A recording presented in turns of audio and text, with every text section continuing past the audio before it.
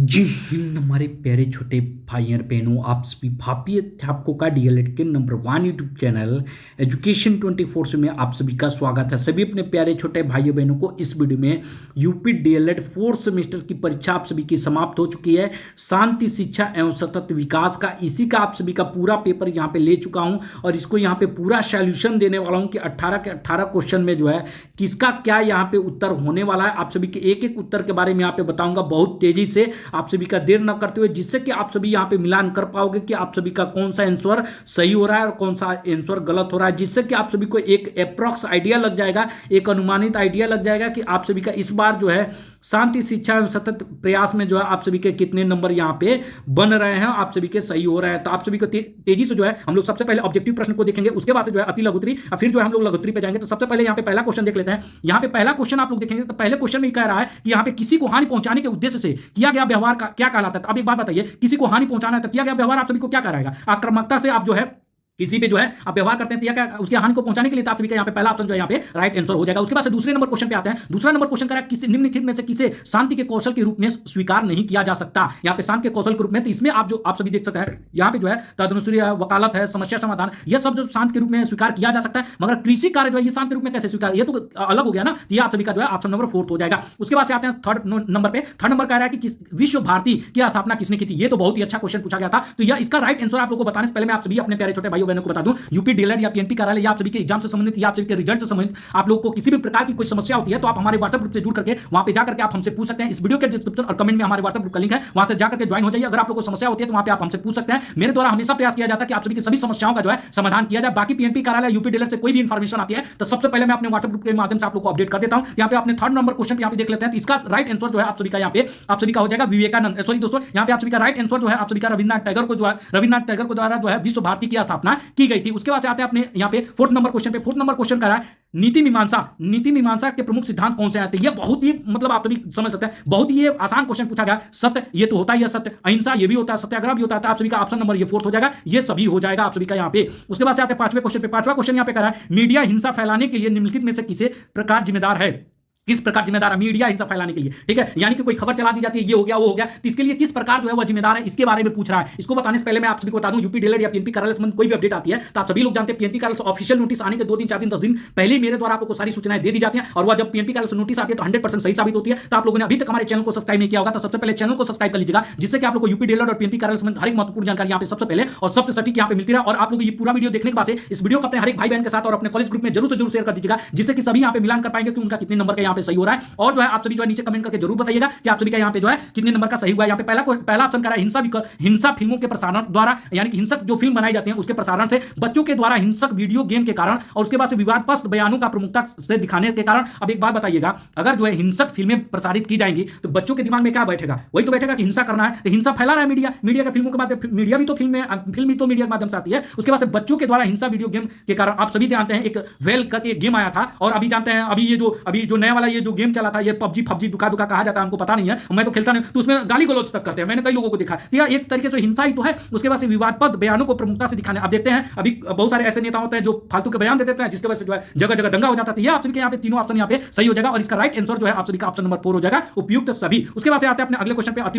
लघुत्री में यहाँ पे अपने आते हैं छठे क्वेश्चन पे, केंद्रीकरण विधि क्या है। केंद्रीकरण विधि के बारे में पूछ रहा है, इसको आप आसानी से लिख सकते थे, एक संगठनात्मक संरचना है जहां निर्णय लेने की शक्ति एक या कुछ लोगों के पास होती है जो सभी निर्णय योजना क्रियान्वयन से पूरी जिम्मेदारी लेते हैं और जिम्मेदारी से करते हैं, यही केंद्रीकरण होती है। आप इसके बारे में आसानी से लिख सकते थे। उसके बाद से प्राणायाम से आप क्या समझते हैं, क्या अभिप्राय है, इसके बारे में भी आप लिख सकते थे। प्राणायाम क्या होता है, आप तो इसको अच्छी तरीके से जानते हैं, जीवन शक्ति या श्वास पर नियंत्रण करना, इसलिए तो प्राणायाम करते हैं, यानी कि प्राणायाम मतलब योगा समझ लीजिए शॉर्ट फॉर्म में। इसके बारे में आप आसानी से लिख सकते थे, कोई दिक्कत नहीं है, ठीक है। उसके बाद से आते हैं 8वें नंबर क्वेश्चन पे। 8वां नंबर क्वेश्चन कर रहा है बहिरंग, ठीक है, बहिरंग योग कौन कौन से हैं इसमें बताना था। तो आप सभी जानते हैं बहिरंग योग जो है आप सभी का यम हो जाता है, ये पिछली बार भी ये क्वेश्चन पूछा गया था, नियम हो जाता है, प्राणायाम हो जाता है और प्रत्याहार हो जाता है। ये 4 होते हैं, आप इसको आसानी से यहाँ पे 4-5 होते हैं, इसको आप आसानी से आसन भी हो जाता है, इसको भी आप लिख सकते थे, कोई दिक्कत नहीं थी। उसके बाद से आते हैं 5वें यहाँ पे 9वें नंबर क्वेश्चन पे, व्यक्ति की प्रकृति बताइए। व्यक्ति की प्रकृति क्या होती है, इसके बारे में भी आप आसानी से लिख सकते हैं, बताइए। अब मुझे व्यक्ति की प्रकृति बतानी पड़ेगी, व्यक्ति का व्यवहार, व्यक्तिगत व्यवहार विचार और भावनाओं से जो है उसका बहुत अच्छा हो, ठीक है, उसके बाद बोलचाल की भाषा अच्छी हो, वही उसी का व्यक्तित्व तो अच्छा होगा, तो इसके बारे में लिख सकते थे। नैतिकता के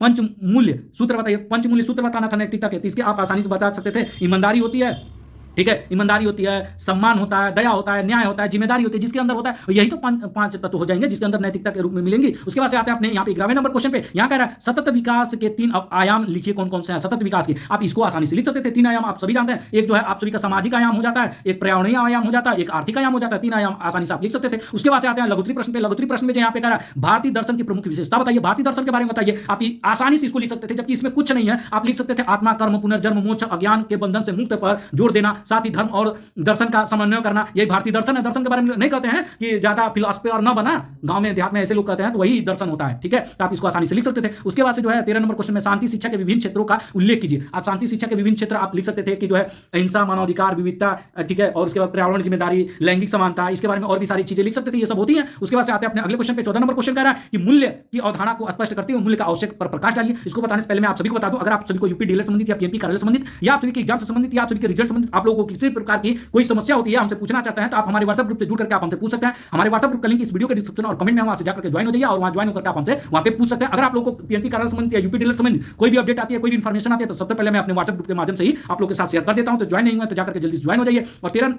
यहाँ पे पूछ रहा है 14 नंबर क्वेश्चन में कि मूल्य की अवधारणा को स्पष्ट कीजिए। तो मूल्य की अवधारणा आप सभी जानते हैं कौन कौन सी होती है। लिख सकते थे किसी वस्तु, विचार या व्यक्ति के लिए हमारी पसंद, महत्व और वरीयता को दर्शाता है, यही हमारे व्यवहार और निर्णय को प्रभावित करता है, यही मूल्य की अवधारणा है। इस पर आप आसानी से लिख सकते थे। उसके बाद 15 नंबर क्वेश्चन कह रहा है यहाँ पे भ्रष्टाचार को दूर करने के उपाय बताइए। अब बताइए यहाँ पे भ्रष्टाचार को दूर करने का क्या उपाय हो सकता है। इसको भी आप आसानी से लिख सकते थे कि इसमें जो है जवाबदेही तय कर दी जाए भ्रष्टाचार को लेकर के। जैसे आप सभी के एग्जाम में आप सभी जानते हैं कि आप सभी लिखते हो 25 नंबर का, आपको मिलता है 15 नंबर। अब क्यों 15 नंबर मिल रहा है, इसके लिए जवाबदेही तय करनी चाहिए, भ्रष्टाचार के कारण होता है। इसको जो है जवाबदेही तय करनी चाहिए, पारदर्शिता बनानी चाहिए कि अगर आप सभी को 25 नंबर का लिखे हो 15 नंबर मिला है तो आप सभी को कॉपी दिखाया जाए। अगर कोई लड़का कंप्लेन करता है कि हमने लिखा था इतना और हमारा इतना ही बना, तो कॉपी दिखाया जाए। तो पारदर्शिता बनानी चाहिए, जवाबदेही बनानी चाहिए, नियम कानून कठोर बनानी चाहिए, जिससे जो है ये हो सके। तो आप इसको जो है ऐसे आप जोड़ जाके आप इसको लिख सकते थे, कुछ नहीं था इसमें।